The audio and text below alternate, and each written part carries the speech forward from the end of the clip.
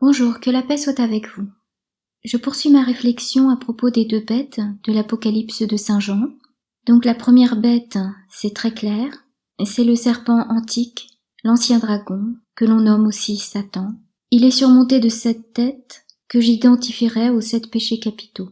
Satan s'est fait oublier et avec lui la manière dont il se révèle au travers des péchés. C'est parce qu'il s'est instauré un système de filtrage, une interface que certains appellent la matrice, que nous ne parvenons plus à le déceler. Il y a quelques décennies encore, l'on pouvait associer les péchés à la notion de culpabilité. Il s'agissait d'une notion morale. C'était une notion assez facile à détecter, somme toute. Cependant, entre-temps, il y a eu un glissement dans le sens de la culpabilité. Elle est passée du registre moral au registre juridique, c'est-à-dire qu'elle se décline en fonction d'une nomenclature établie par les lois et les réglementations. Il s'est passé un événement assez intéressant en 1991, lorsque Georgina Dufoy, en tant que ministre des Affaires sociales et de la solidarité nationale, alors mise en cause dans l'affaire du sang contaminé avec Laurent Fabius et Edmond Hervé, a déclaré sur TF1 le 4 novembre 1991 « Je me sens profondément responsable, pour autant je ne me sens pas coupable, parce que vraiment à l'époque, on a pris des décisions dans un certain contexte qui étaient pour nous des décisions qui nous paraissaient justes. » On en retrouve le résumé sous cette formule « responsable mais pas coupable ». Aujourd'hui, on pourrait dire que la culpabilité ne devrait être ressentie comme telle que si lui correspondrait un acte identifié par la société comme vecteur de culpabilité selon la norme de cette même société et qui figurerait sous forme de liste d'actes authentifiés. Et c'est là qu'interviendrait la notion de conditionnement. Aux actes ainsi identifiés serait affectée une notion de culpabilité qui devrait découler selon une liste normative et non plus selon le ressenti de la personne. C'est le résultat que recherche plus ou moins tout système qui voudrait rééduquer le comportement des humains. Et je mets en garde contre toute construction mentale qui, prônant le bien, aboutirait au mal en débouchant sur l'idée qu'il faudrait rééduquer toutes les manières de penser comme si nous étions le résultat de conditionnements successifs. Faut-il le rappeler, nous sommes plus que des êtres humains, nous sommes des personnes dont notre âme spirituelle, immortelle, nous rappelle que si nous sommes dans ce monde, nous ne sommes pas de ce monde.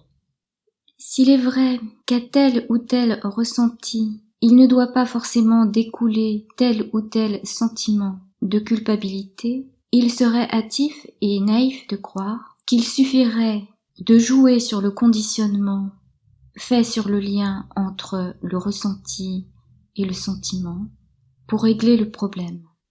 En fait, en regardant bien les choses, il s'agirait d'une approche symptomatique qui ne prendrait en compte que les conséquences du péché et non plus le péché lui-même, auxquelles conséquences correspondrait une estimation de la culpabilité en termes de chiffres, évidemment, comme c'est le cas pour toute chose dans le système dans lequel nous vivons, qui doit tout chiffrer selon une norme. J'ai pris un exemple dans le domaine juridique, mais cela vaut pour tous les domaines. Tout est chiffré, tout est listé et tout doit s'insérer dans une norme. Ce qui n'a pas été prévu dans la liste bien déterminée est laissé de côté jusqu'à ce qu'une loi, une réglementation, une nouvelle norme soit décrétée. Ainsi, par exemple, s'il est facile pour un juge de condamner une personne qui aurait volé un sandwich, il est bien difficile d'évaluer le viol d'un enfant, car l'enfant n'a pas encore été chiffré en termes de valeur par rapport au sandwich. Cependant, lorsque le nouvel ordre mondial sera établi, il ne fait aucun doute que tout sera pesé, estimé, chiffré jusqu'au bout des ongles.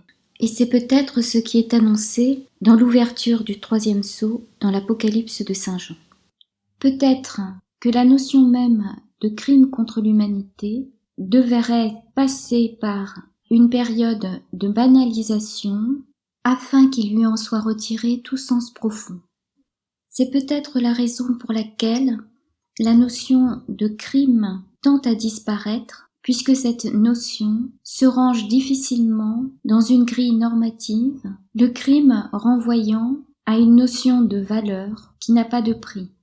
Ainsi, s'est construit un système très sophistiqué que certains appellent la matrice et qui évolue en fonction de sa capacité à engranger de l'information, à la diffuser, à la communiquer, de sorte que l'être humain risquerait au final de se voir réduit à un amas de composants délivrant des informations.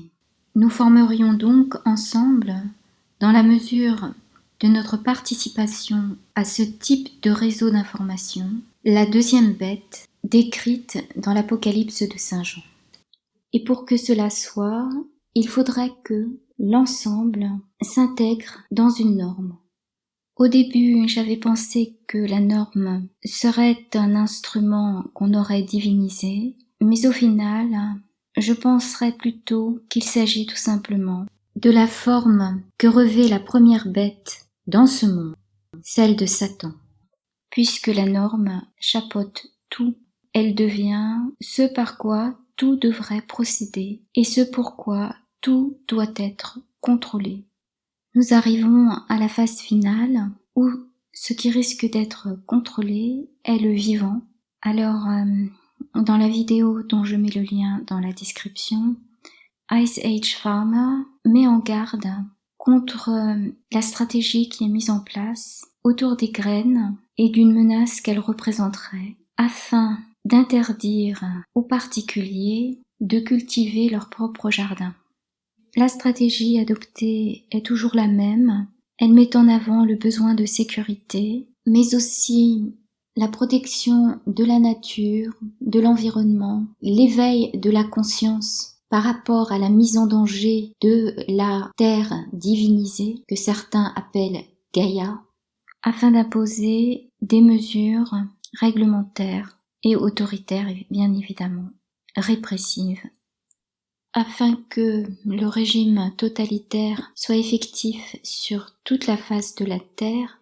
Il faudrait que cela se fasse selon la norme, et l'on voit bien que se battre contre la norme serait un combat vain, car celle-ci serait remplacée en apparence par une autre, tout aussi sournoise. Mais en fait, ce ne serait qu'une autre manière de décliner la norme qui, elle, subsisterait.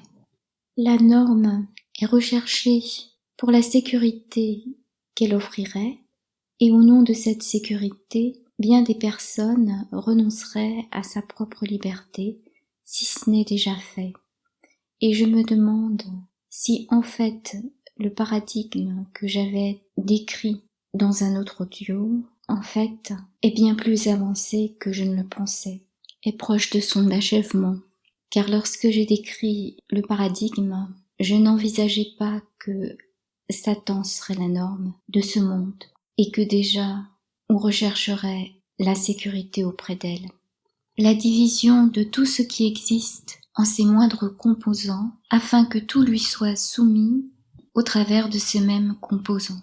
Une fragmentation de la réalité que nous vivons est nécessaire pour que cette norme soit effective dans les moindres détails. Dans la vidéo dont je mets le lien dans la description, le père Jean-Paul Régimbal décrit très bien la manière dont tout cela s'est installé et il prévoyait déjà cette situation à laquelle nous sommes confrontés aujourd'hui, qui ne trouverait de porte de sortie que dans l'amour et le partage.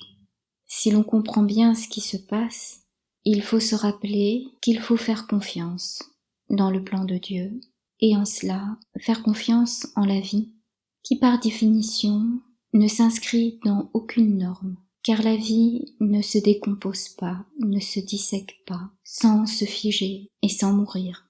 Malheureusement, en recherchant la sécurité, on oublie la vie, on oublie de vivre et on oublie l'amour, ce qu'on appelle la charité, l'amour de Dieu et du prochain. C'est ainsi que le paradigme s'est installé, et il n'est pas encore complété. Il ne tient qu'à nous de faire en sorte qu'il n'aille pas vers son achèvement, et c'est ce que l'on appelle le combat contre la bête et la marque de la bête. Que la paix soit avec vous.